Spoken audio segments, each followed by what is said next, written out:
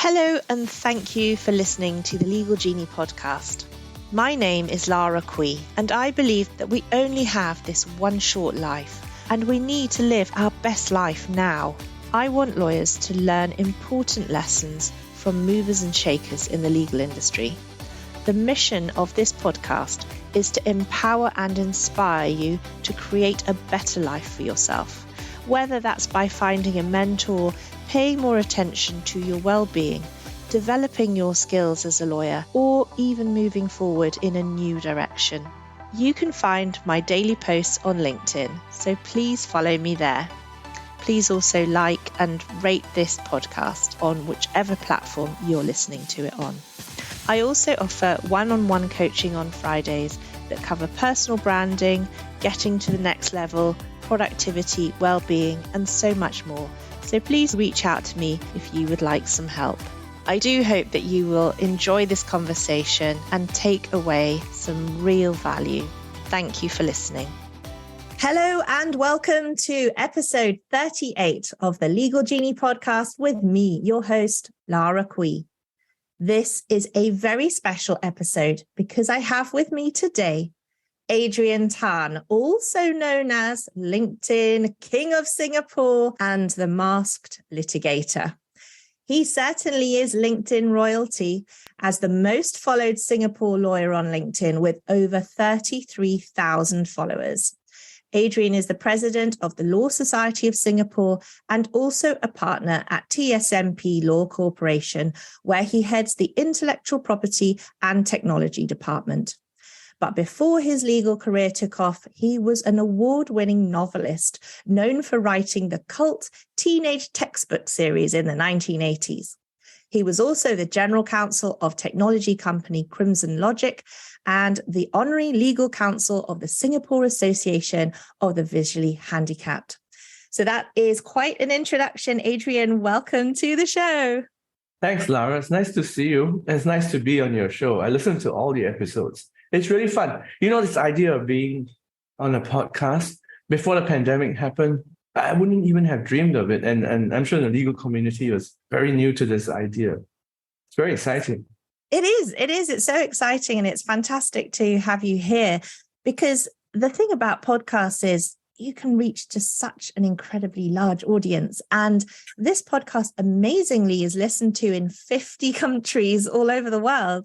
Wow. So you can have a real impact. Yeah, it's really great. And I'm so flattered. I'm so flattered that you've listened to other episodes. That's great. So you'll know that many fantastic people have been on the show and they've shared their career journey and their life journey. And I would love to know about you. So what about your childhood and where you grew up? Tell us a little bit about that. So I was born in Singapore, and because your podcast goes out to 50 countries, I must say Singapore is probably the tiniest country. It's a little island, and it has right now about 5 million people. When I was born, it had 2 million people. It was the 1960s, and there was no internet. And at the time, I didn't have any ideas on what a lawyer was. When I went to school, one of my friend's fathers was a lawyer. Big deal. My mom seemed to think that I should grow up and be a doctor, not a lawyer, stay away from that stuff. But then I watched this movie called To Kill a Mockingbird, which is a black and white movie. And that inspired me because I saw what a lawyer was in the community, what a lawyer could do, and what a lawyer stood for. And when I read the book, I understood it better, that a lawyer could be an agent for change, a voice for those who can't speak, and someone who represents a bigger ideal. Now, all that appealed to me when I was young. So I thought, oh, that's something I want to be.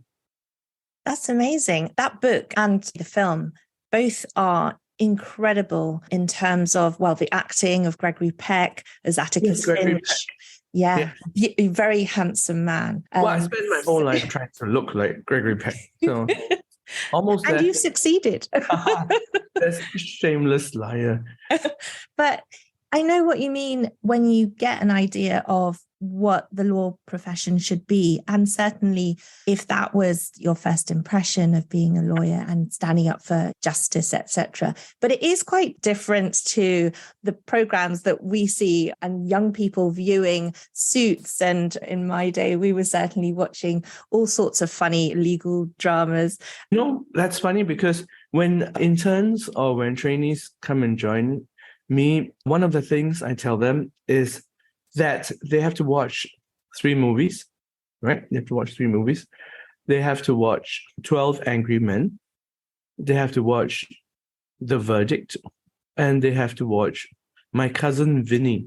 And sometimes I add to that a Civil Action. What's all this? Well, these are movies that I feel reflect different sides of being a lawyer.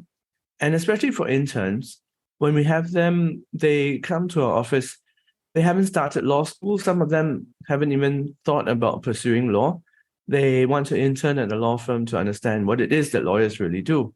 The first time I entered a law firm for an interview, the lift door opened, I stepped onto a floor, and I was surrounded by stacks and stacks and stacks of paper files.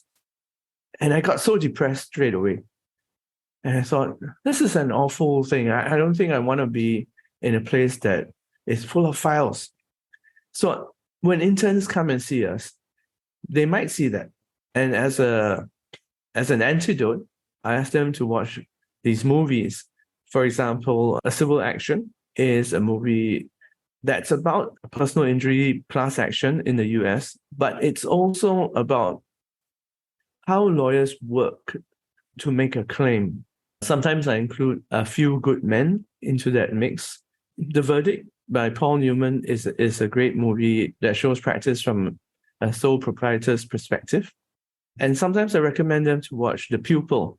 The Pupil is a Singaporean TV series that I was involved in. I helped to create. And it's an award-winning TV series that showed how a young woman joins a law firm as a trainee. And in those days, we call her a pupil. And what she learned as she worked with lawyers in Singapore. It's not like Suits at all. We wrote it as an antidote to Suits. Well, that sounds like a really fun project to have been involved in. But let's get back to your early days. So you mentioned you had a friend whose father was a lawyer, so that was your first taste. But, what led to you actually entering the legal profession? So once I thought that being a lawyer was a good thing, I decided to read a little bit more about what lawyers did. And at that time, and we're talking about the 1970s, 1980s, there wasn't really much to tell me about what the life of a lawyer would be like. So I just took the plunge. I applied for law school and I got in. I enjoyed 4 years of law school. And then I thought, well, now I'm going to try and apply to join a law firm, but I'm not sure that I will be able to have the stamina to see this through. And I thought I have a fallback career in advertising. That was my fallback career. And I knew nothing about advertising, but I just thought, okay, that would be a sort of a safety net or a parachute. But if you're looking for that one moment where I thought, let me be a lawyer, it was really reading To Kill a Mockingbird. And so what about the process of getting your training, and what was that like in those days? I see. Well, so let me take you back to the 1980s. So this is before the internet, before we had mobile phones, before we had pagers, before we had a lot of things. 1980s, 1990s, when I entered a law firm, the thing I saw was stacks and stacks of files. I was one of many pupils in a very big law firm, and it was called Drew and Napier. Drew and Napier is one of the big 4 law firms in Singapore. It's very famous for litigation, which is something I wanted to do. And I was assigned to a pupil master, which means a very senior lawyer whose job it is to supervise me and to make sure that I learn stuff. And so I would go from room to room, this gawky, sort of big-headed guy looking for stuff to do. And the first thing a very senior lawyer said, was, okay, Adrian, come here. Let me tell you the most important skill that a lawyer should have. And I said, okay, what is that? Then he says, giving dictation. If you know how to give dictation, you can use this skill for the rest of your life. So I said, really? He says, yes, because what happens is lawyers write a lot of letters, but we don't actually write them because we don't actually type. I'm just very proud of this. We don't touch a typewriter or a keyboard. What we do is this. And so I stood on one side and he summoned his secretary, and his secretary came in with a little notepad and a pencil. And then he said, take this down. With reference to your letter of 14th June, we reject your proposal. Full stop. New paragraph. Our counter proposal is as follows, : number 1, blah, blah, blah. And he would dictate it. I don't have that skill, you notice, but he smoothly dictated a letter. And then after he dictated stuff like submissions and pleadings, and he would just use his voice to frame arguments, to frame correspondence, and to say things. And then his secretary would run off and type it all up, and then bring a piece of paper, and it's called a draft. And then he would take his pen and he would make amendments a couple of times. And then he would say to his secretary, engross it. What does engross it mean? Engross it means to put it on the letterhead. That means that's the final copy. And then his secretary would put it on the letterhead and bring it to him. And then he would sign off on it. And it would then be put in an envelope with a stamp on it. And then twice a day, someone would pick up these envelopes and bring them to the post office and mail them out. And a couple of days later, the other law firm would receive his letter. And a couple of days after that, the other law firm would write back. And then, so we would get our reply in the following week. And that was it. That was the life. That was the pace. And I thought, okay, apparently the senior lawyer has kindly told me that the number one skill to learn is to take dictation. And then he said, okay, and for a lawyer, your number one asset is to have a secretary. That's your number one asset. I said, all right, that's fine. And he said, and the number one skill that your secretary should have is shorthand. And shorthand is a way of making marks on a piece of paper that symbolize phonetics or bits of sound that when you put together form words. It's a special skill. It takes a very long time to learn. Newspaper reporters used to know how to do it, shorthand. And secretaries in a law firm were paid lots and lots of money if they could master this skill. So they would then type it up on electric typewriters. Sometimes if the secretary wasn't around, the lawyer would dictate into a special machine, and then the secretary would put on her headphones and listen to them and type it. And the thing I'm trying to get across to you is that the skill that he thought was very valuable vanished. The need for it vanished within a few years of me becoming a lawyer. Before long, we were all sending emails, and the older lawyers thought emails are no different from normal letters.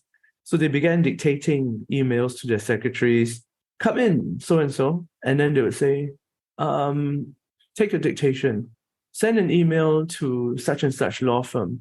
Here, sir, with reference to your 14th February letter, blah, blah, blah. And then they type it, and then they print out a draft of the email, and then they'll bring it to the lawyer. The lawyer would correct it, and then he would say, engross it. And then the secretary would then send the email across from her email machine. The idea that a lawyer would type his own letters was weird. I learned typing in national service, and that's military service for those in the other 49 countries. And for listeners in the other 49 countries, all men have to spend 2 years in military service in Singapore. And I spent those 2 years as a reporter. I had to learn typing skills. And so I could type pretty well. And then I remember typing my own letters because I had a secretary, but I was a lot faster than my secretary. And I would say, oh, no, don't worry, you go home and I'll type my own letters. I mean, they're not very difficult. And then one of the senior lawyers came up to me and said, "My goodness, what are you doing?" And I said, "Nothing, I'm doing letters." He said, "Well, you're not a secretary. Why are you using a typewriter? If you need to write something, get a piece of paper and a pen and write it." I said, "But I'm not used to writing. I like to type." And the senior lawyer said, No, it's not for us. Lawyers can't be seen typing letters. It's so menial. Just, we're here to use our brains. Don't type your own letters, even if you can. Don't let people see you do it. So you don't have these boundaries, Lara, at the time, and they all quickly vanished. Yeah, it's fascinating. And it's quite fun to hear you recount these things because actually I was a trainee in 1998 to 2000. And so in those days, yes, it was like that as well with the dictation machines. I used to love the little tiny cassettes. They were quite cute. Yes, that's right. So there were these special voice recording machines that were just cassette players, and these cute little cassettes, and you put them in, and then you walk around and speak into them and look very serious and thoughtful. Blah, blah, blah, blah, blah, blah. Yeah, I thought I'd made it, when I had my own dictation machine. But as you say, though, it's quite a skill. It's actually very difficult to be able to structure a letter in that way or pleadings, without writing it down. So I'm definitely someone who would prefer to see it on the page, move things around. And then, do you remember when Carpe Diem came in and we had to start recording our time in 6-minute increments? Oh, yes. Yeah, we had a version of that. That's such a change from the way old-time lawyers practice. But I'll tell you one benefit of dictation, and that is that the lawyers who could give good dictation, spoke in complete sentences, had thoughts that flowed from A to B to C to D, and never said things like or "oh," and never finished their sentences halfway or trailed off. They spoke clearly all the way through because that's what they were taught to do just by talking to their secretaries. So when they went to court, they would do the same thing. They would speak in complete sentences, whole paragraphs framed in their mind without any pause or any ums or ahs or stammers. If they needed to correct themselves, they could do it very smoothly. All that was lost. So when the younger generation says, so silly to not type your own emails. Yeah, I agree. We should be able to type our own emails. But at the same time, we're lawyers and we should be able to speak clearly without any pauses, interruptions, or little verbal tics. We should be able to have smooth flowing ideas and to bring everything to a nice conclusion. Nowadays, young lawyers are great at writing. They are great at many skills. And the one thing I would like them to learn is the old-fashioned way of talking to a person or talking to a crowd. That's a performance issue. That means it's all about drama, it's about coherence, it's also about breathing and practice, and something that you can get better at if you are focused on it and you rehearse. I feel that with the age of social media, when we tweet or when we WhatsApp, when we use contractions and we talk in a very familiar and lazy way, we forget how to speak formally. We forget how to write formally and write in an engaging way so that people want to pay attention and they're interested in our ideas. This is probably what I would like us to remember now in the 21st century. And you're someone who has developed incredible writing skills over the years. And certainly as a young person, you already wrote those teenage textbooks. So how did you hone your writing skills and what inspires you still today to write so well? Oh, that's very kind of you, Lara. So what happened was this. In national service, I ended up being a reporter writing for the military newsletter. Here's our latest tank. And here's a great speech given by some government minister. Here's a military exercise. Here's the latest combat rations. We're changing our helmets. This is why the new helmet is good. The old helmet wasn't so good, and so on. And I had to be trained to write by an old school newspaper editor. So when you watch movies from the 70s and 80s, sometimes you see a newsroom full of all these shirt-sleeved reporters, hunched-over typewriters, usually with thick horn-rimmed spectacles and cigarettes dangling out of their mouths and saying, "Hold the front page." So I had one of those. His name was Colin Fernandez, and he taught me how to write. And he was this gray-haired, big-eyed, tiny man who's very experienced in journalism. And he explained to me how to write a news story, how to write a feature, how to interview people, how to report things without giving your own emotion or opinion into it, and what the different types of writing were. And then he made me do that every day, over and over again for a couple of years. And then at the end of it, I started writing magazines. That's because I needed to earn some pocket money. As I moved from the army to university, I had to find ways to support myself. So I went to magazines and I met editors and said, "Do you need a reporter? Do you need a writer?" And I was just a teenager. And they said, "Well, okay, but you're a teenager. What we need is someone to write about this and that." There's a magazine. That was one of these yuppie magazines. Now, in the 80s, a yuppie was a young, upwardly mobile professional. Think of it as someone who's like an investment banker or someone who worked in an executive position. And these people were always buying expensive watches and cars. And the magazine catered to their consumer lifestyle. And it was for men. So the editor said, "Well, what we want is for someone to write stuff for these young, upwardly mobile men. What clothes to wear, what cars to buy, and, where the latest places to go to drink and eat." So I said, "Of course I can do that." Although I didn't have a clue. I didn't have any money, and I didn't own a car. I didn't even have a job. But I said, "All right, I can do that." I adopted a pen name, and every month I would write stories about latest things that all these yuppies men should do, what they should wear, how they should treat their girlfriends, stuff like that, and then things to do on a date, blah, blah. And I would always name drop all these luxury items that I thought these yuppies would want. And I was still very young. So I adopted a very old persona, and I sort of talked a little bit down to them as being the wise head that's been there. And the magazine said, "Okay, yeah, we think these stories work." And they paid me 15 cents a word for my stories. And so with that, I was able to put myself through university. So I always think I put myself through university through my writing at 15 cents a word. And then one day at a party, and this publisher came up to me and says, "Oh, I know you."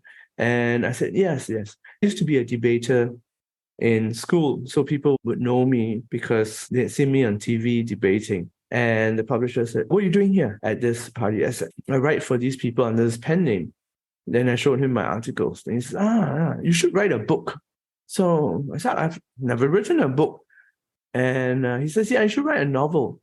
And I said, "Oh, okay, you know what? I can write a science fiction novel with rocket ships and exploding stars and all that." That was the age of Star Wars. So the publisher said, "You should write about stuff that you know." And I'm like, "Oh, that's could be quite offensive, I suppose. I am sure I know something about rocket ships." He said, "No, I don't see you writing a science fiction. What else do you know?" So I said, "I don't really know very much. I just finished junior college. I finished 2 years in Hwa Chong, which is a junior college. And that was the first time I met girls, because for 10 years I studied in an all-boys school called Anglo-Chinese School. And then at the age of 17, I just went to a school called Hwa Chong, and for the first time met girls. And that was a very interesting time in my life. So the publisher said, "Okay, go and write that. Write me a book about that experience." And I thought, "Oh, this is a very strange thing to write about." So I went back, and during the school vacation, during my first year of law school, we had a vacation, and I got a little Commodore computer, which is a very primitive sort of computer, and its total memory was 5K. Nowadays, we talk about computers, how many gigabytes? This is not gigabytes, this is not megabytes, this is 5K. And I had a 5K computer, and I had a dot matrix printer, the sort that goes blah, blah, blah, blah, blah, blah, blah. And then I spent my vacation writing. And I wrote about my life in a junior college, except that me being me, I always have to adopt some persona because I like to tell people what to do. And there are only two kinds of people that can tell other people what to do, and that is a king or a textbook. And in Singapore, we are a very academic society. We have a paper chase, and our students, they're taught to respect textbooks. They're taught that all the answers can be found in a school textbook. And I wanted to write a story where a textbook tries to teach you about life, especially about romance. And the textbook gets it wrong all the time. So in my book, I call it the teenage textbook. A girl meets a boy in a junior college. That's a lot like mine, suspiciously like mine. But I changed the names. And because both of them are very new to relationships, they consult this thing called the teenage textbook, which is structured like a classroom textbook, which gives lessons and examples and tests and quizzes on how to talk to somebody that you like, how to tell if somebody likes you, stuff like that. And remember, this is the 80s, so it's all very new. Nowadays, you have social media, and you think, oh, Facebook has a quiz. What sort of car are you? Or how do you tell if he's flirting with you? This is 2023, but I'm talking about the 1980s, where all this was very new. And so each time the young people followed the life lessons of a textbook, they got it wrong and they messed it up. And in the end, when they abandoned the textbook and they just relied on other instincts and other ideas, they found happiness. Spoiler alert, I should say. Oh, gosh. All right. Too bad. Okay, guys. So, those of you who have not read the teenage textbook, you know that it has a happy ending. It's a romance and a comedy. So I wrote that in 3 months and brought it to my publisher, and my publisher said, okay, well, we could do this. Very strange kind of book, he thought. But okay, so it was a novel that had a textbook inside, and he just threw it into this thing called the Singapore Book Festival. So every year in September, there's this huge festival at Singapore's World Trade Center, and people all over the country and all over the region come down, and book publishers launch their new books there. This is the latest from so-and-so. This is the latest from so-and-so. So in 1988, during my school vacation, I was there. My publisher said, okay, great news. I published 2,000 copies of your book. And what we'll do is we're going to sell them at the book fair. So I said, okay. And nobody knows me, right? So he said, it's true. So I said, so how are we going to sell 2,000 copies? Because if you sell 2,000 copies, that's something. Let me give you an idea. In Singapore, for the English language, if you sell in a week 100, 200 copies, you're on the bestseller list for Singapore. And he wanted me to sell 2,000 copies in a week. So I said, nobody knows me. Nobody knows this book. And we're in the middle of the Singapore Book Fair. There's competition everywhere. There's famous writers. I can see them walking around. And you want us to outsell them. He put his hand on my shoulder and says, don't worry, try your best. And then he went off to get a curry puff.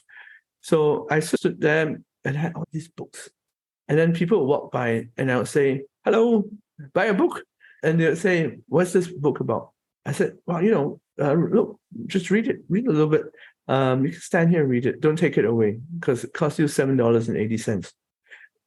Each book I would get 10%. So $7.80, I would get 78 cents.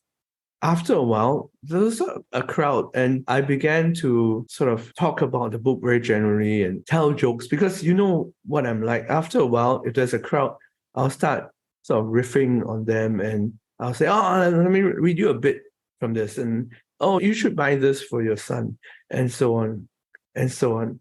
So the first day we sold quite a few, and then the next day some people came back and said, we bought your book, and you know what? We read it, and we couldn't put it down, and we finished it in the night. It's quite funny. And it's not a very thick book. It's not War and Peace, Lara. It's pretty short. And it's not written in a heavy, serious way.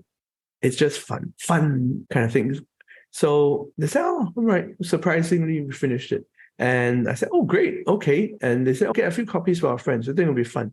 It's only $7.80. So more and more people came on the second day, third day. And before long, my publisher, who's always finishing his curry puffs, came over and said, I see, you know what? We've sold quite a lot of our books. And I think we need to print some more.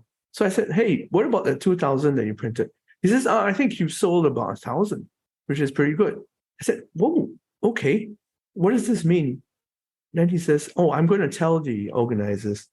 So there was a newspaper article that came out, and then people began buying it. And very quickly, it went onto the bestseller list. And more people bought it. And my publisher said, we're going to do a reprint. A reprint is when you print another 2,000 copies. And then after the second reprint, he said, it's been sold out. We're going to do another one.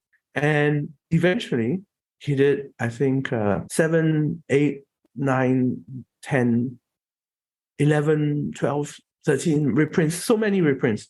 He kept coming back and saying, we're going to do more reprints. And so in a year, my book got onto the Straits Times bestseller list, and it went to number 1, and it stayed on number 1 for a year.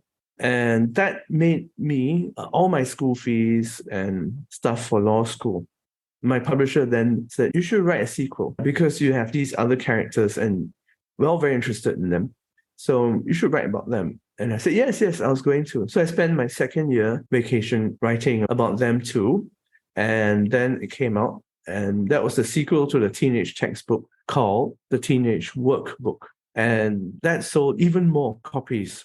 So that stayed on the bestseller list at number 1 for another year. And for many months, I was number 1 and number 2 on the bestseller list in Singapore. It was a small island, but it was a big deal for me. And I managed to save up a little bit of money so that I could support myself through university. And a little bit after that, when I started my pupillage, the books were made into a movie, became a TV series, a stage play. And people remember it, even though it was written in 1988, sequels in 1989. They still remember it today.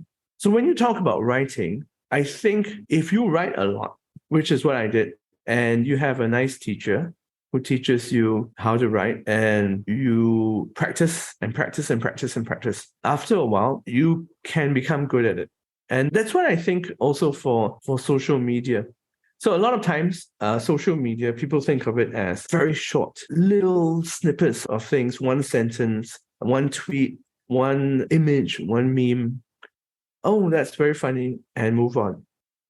But social media can be more than that. You can use it to put across ideas. You can use it to have a long-form argument. I never thought about that. But when I started in my current law firm, TSMP, and here, I'm going to change my virtual background. This is my law firm, TSMP. So my boss, Stephanie, and she said, you're we're good friends for many years. She said, you're the writer, but you don't write very much on social media. And at that time, once I became a lawyer, I wanted everybody to think of me as this very serious and deep person, the lawyer. I didn't want people to think of me as the guy who wrote these teenage romances. So every time my clients would meet me and say, I read your book, teenage textbook, I'll brush them aside. I would try not to acknowledge it because in my own warped way of thinking, I thought, you can't be two things at once. You can't be a serious lawyer and at the same time be the guy who wrote a funny book. So I put that aside for many years. I didn't want to be reminded of it. I didn't talk about it. I didn't want to follow up writing any other fiction because I thought, I just want to be a lawyer. And then Stephanie said, well, since you're a writer, it would be a pity if you don't write more. And you can start by writing on LinkedIn. Don't write on Instagram, and you can't use TikTok. Please don't use TikTok. She said, but try LinkedIn. Try writing about stuff. So I said, really? What can I say? So she said, anything you like. So I said, does it have to be law stuff? She said, no, you just should write about what you think. So I went on LinkedIn a few years ago, and my first few attempts were very awful. I wrote stuff like a lot of stuff you see on LinkedIn today. Just, I got this award. I won this case. So humbled to be part of the team that got silver medal in Lara, don't remind me of that. But then I thought I can't bring myself to write this. I can't. Then Stephanie said, just write some opinion pieces. Write what you think about stuff. So I said, ooh, my opinions. Do you know that if I write my opinions, I'll get into a lot of trouble? Then she's not. I don't think you're that important, to be honest. You can write whatever you like. I don't think the government is going to arrest you. There's not going to be a social revolution because Adrian Tan wrote something on LinkedIn. And at first I wrote very safe stuff like, oh, there's this new policy. On the one hand, it's good. On the other hand, it could be bad. But overall, it could be good or bad, or good or bad. Maybe it's not neither. And then she said to me, don't you have an opinion? I said, of course I do. I'm not going to write it. If I write it, like, people will get upset. And she kept pushing me and pushing me. So in the end, I said, all right, okay, I'm going to write stuff. I'm going to write what I really think. If there's stuff that I want to change, I'm going to say it. But instead of saying it in a very blunt way, like, I think the government is wrong, I think they should do this. Instead of saying it so bluntly, I would say it in a more indirect, maybe lighthearted way to say that, you know what, if I was running the country as the prime minister, I would do this. Then I thought, okay, that's still very critical. I shouldn't say stuff like that. Maybe I should say, if I was the king of Singapore, how about that? Because there isn't a king, right? So I'm not going to offend the current king of Singapore. So I began writing things that I thought should be changed. And I began saying, well, if I were king of Singapore, I would change it in this way. I'll make this rule. I'll make everybody stop smoking. It was one of my ideas. Everybody who's born after a certain year should not be allowed to smoke. There should be more cats in public housing, or women should do national service, stuff like that. And that's how I began writing on LinkedIn. And after a while, people began following me and sharing my posts and talking about the stuff that I felt was important. So that encouraged me.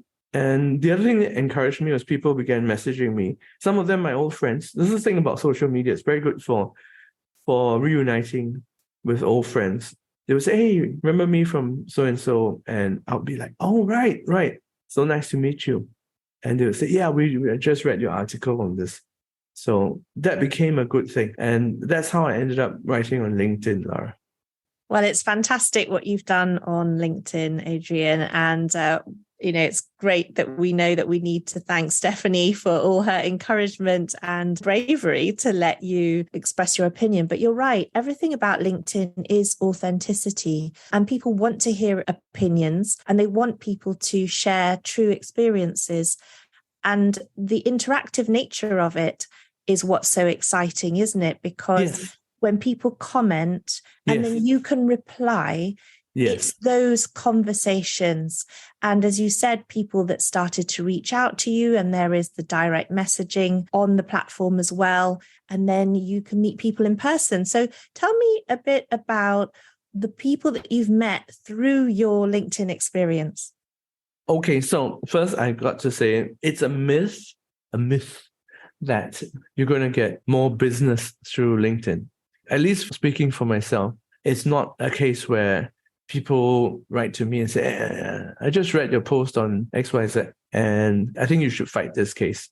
It's not really about that for me. I think what I want to do with LinkedIn is to have a soapbox to tell people my views, to talk about issues in a more focused way. When we read the news correctly, just reports facts without opinion. The other thing the news doesn't do is it doesn't provide a platform for comment, for reaction, for debate. You can't, many of our news sites, there isn't a little comment section after that. In the Financial Times newspaper, they have a comments section. And it's always very interesting. And that's what I enjoy reading a lot of times. I enjoy reading the comments that people have. Sometimes when I watch something on social media, let's say on YouTube, I'm also interested to see how others react to it. And part of what I enjoy on LinkedIn is to have a debate or to have a discussion on an issue. When I first got into LinkedIn, it was during the lockdown when COVID started in 2020. But before that, I would just meet my friends for coffee, and we would have all these deep discussions about the meaning of life, or about why the latest government policy is wrong, or about how if only the world did this and this and this, we'd all be so much happier. And then the lockdown happened, and I couldn't do all that. I couldn't tell people how they could fix the world. Then the LinkedIn idea came along, and I thought, okay, maybe this is my way of carrying on the conversation. So if many people who read my posts write to me and say, oh, what we really enjoy are the comments that follow. Because if you think about social media, there's a few sorts. There is the sort for very young people where they just post funny things and the reaction is an emoji.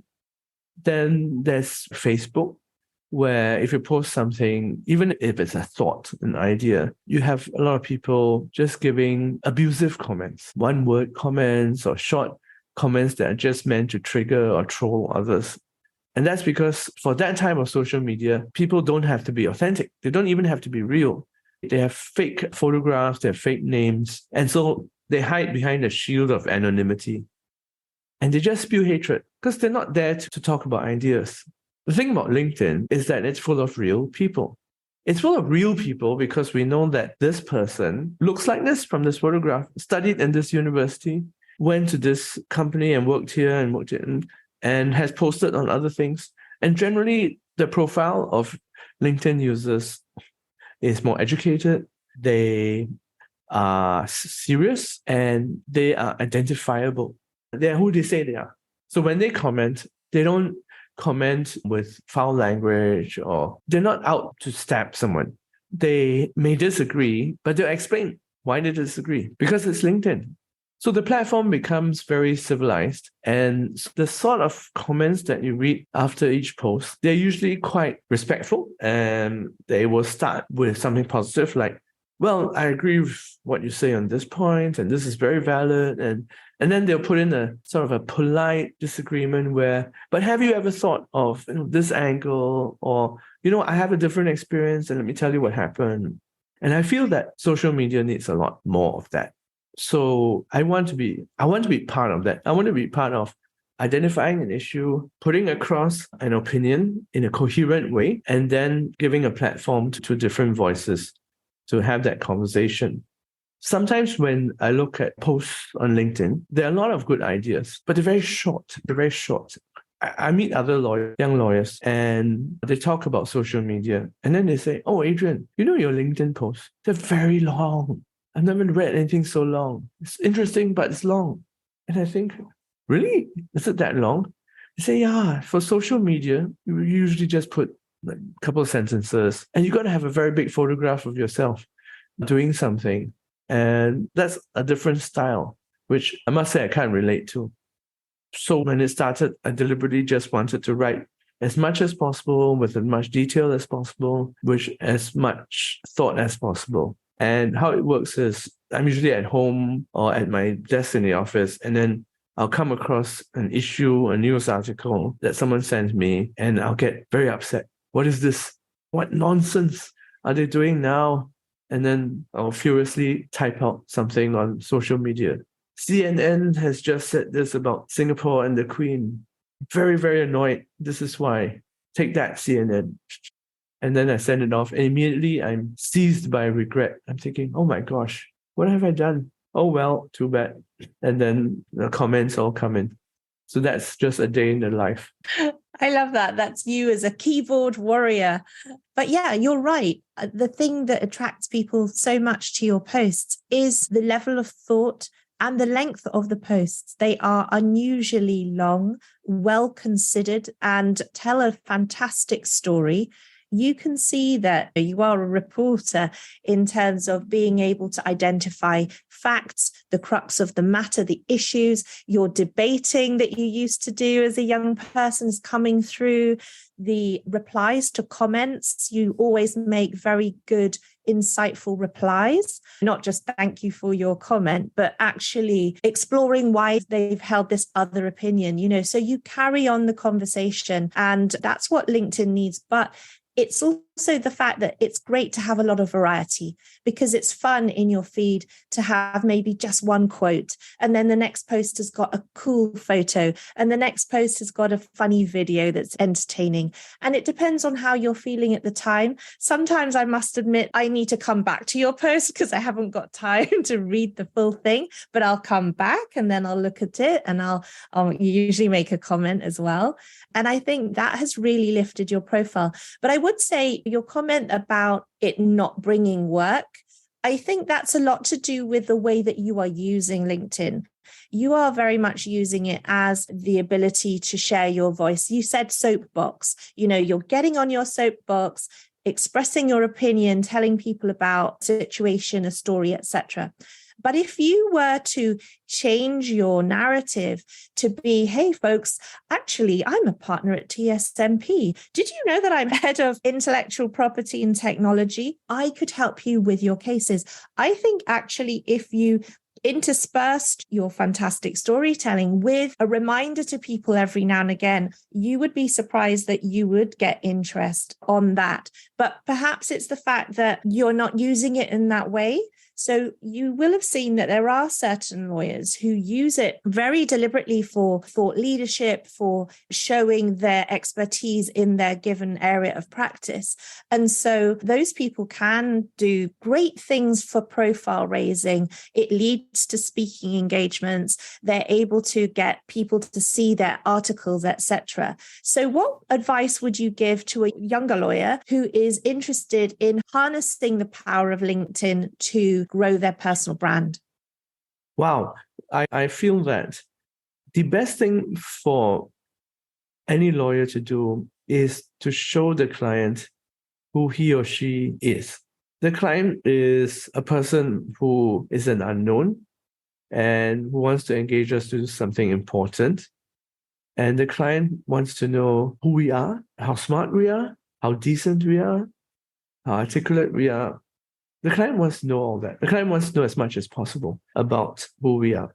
And as a young lawyer, we don't get a lot of opportunity to showcase ourselves. Usually we're number 3 or number 4 in the team. We don't get to speak, take notes at a meeting. We're the person who arranges the Zoom calls. We hardly have a chance to shine. Well, social media, especially LinkedIn, is the platform to shine. But how do you do it? It's quite vulgar to write, I'm a great lawyer. Here's a list of my most famous cases, and here's a picture of my certificate. I guess if I was a young lawyer, I'd definitely be writing around my expertise. So let's say my expertise is AI, artificial intelligence, and the law. I would do a book review on a book that I've read about AI and the law, or I would write a post about how the law has gaps concerning AI. I like intellectual property, so I might write about how an AI can or cannot claim intellectual property. For example, if an AI wrote a novel, can the AI claim copyright? There's a famous case of a monkey that took a selfie of itself, and the court said that there was no copyright because copyright has to be owned by a human. So the human who set up the camera for the monkey to take the selfie, that human couldn't claim copyright either. So can the same be said of an AI? Is an AI like a monkey? Or is it something more? The more you write about AI, the more your readers would say, hey, okay, so whenever I think about AI, I think about so-and-so because so-and-so's been writing about this topic a lot, a very interesting way. So I feel that if I have an AI-related question, I'll go and ask so-and-so. It doesn't even have to be about law. So let's say you're a young lawyer, but you have a passion for the environment or a passion for, let's say, inclusivity. You can write about that, even though it has no law aspects at all. The environment, what we're doing, blah, blah, blah. I think readers are very sensitive to bragging. They're very able to smell out someone who is secretly trying to say that they're very good at something. And then it spoils the whole effect. So don't try and sell yourself. Just try and show yourself and be yourself. So for young lawyers, and I've encouraged young lawyers too, but I know they're very busy, and that's always an issue. But for young lawyers, the important thing is to just get started on one or two things that are close to you and write. And I can guarantee you one thing, the first 10 or 20 posts that you write, no one will read it. No one will remember it. No one will comment on it. No one will like it. No one will share it. And that's okay. That's fine. It happened to me too. This is how things start. Great things come from little things.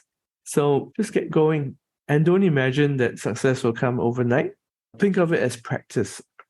I spent many years writing things that no one read and no one remembers. And that's all practice for me anyway. So for young people, it's a discipline as well, because one of the skills, and we talked about it at the beginning of this show, was about speaking versus writing. And it's true that young people write a lot today, but I need them to write in different ways. So I noticed that young lawyers, they write very well as lawyers. But then when they write to human beings, to clients, for example, they still write as lawyers.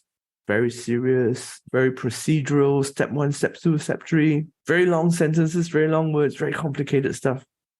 And I always remind them, okay, when you write in this context, you can be technical and serious. But when you write to your client is a human being and you have to write different.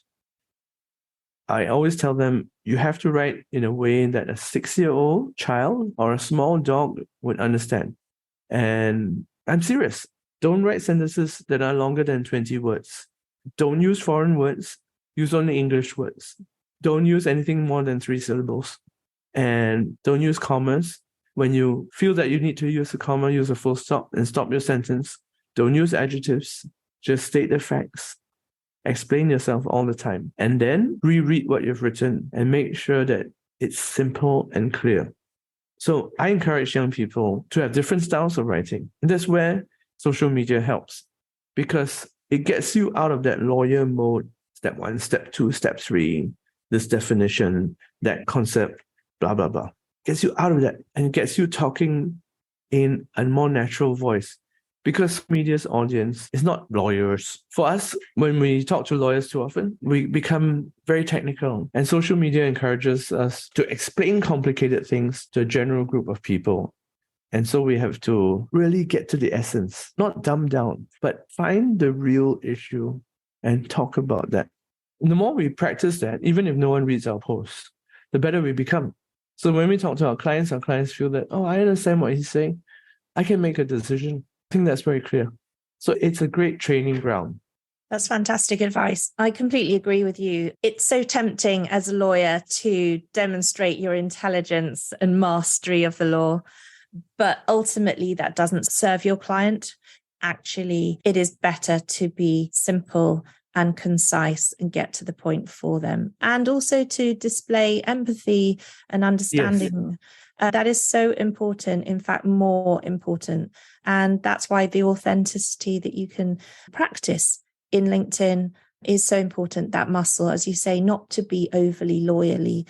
Actually, it's a skill to simplify things. And as a lawyer, we're to translate the law into the everyday for people, even though your clients are in-house counsel mostly and other lawyers, but still, how do you translate it into their commercial context? How are you giving them the answers to what they asked? And how are you coming across as somebody who's helpful to them? And so those are the main things. But I'm very conscious of the time, Adrian. I feel like we need part 2 to this, because we've literally only just scratched the surface. And I was going to ask you so much about being president of the Law Society and all of these things. Oh, we haven't got onto those. Sorry. So we'll have to do a part 2. Perhaps that's what we'll do. Yes, all right. But for this episode, let's just end on your top 3 pieces of advice for a young lawyer today. Write for a 6-year-old. Number 2, best idea first. That means if you have 10 arguments that you want to make, don't start with your worst one, or don't start with blah, blah, blah, and then bury your best argument somewhere. And if you think, I don't know which my best argument is, then stop writing and think about it. Which is your best argument? And then the third one is ask someone else to read what you've written, especially if that person has got nothing to do with your case. Maybe it's a lawyer that doesn't know the background. Or even better, maybe it's someone who's not even a lawyer.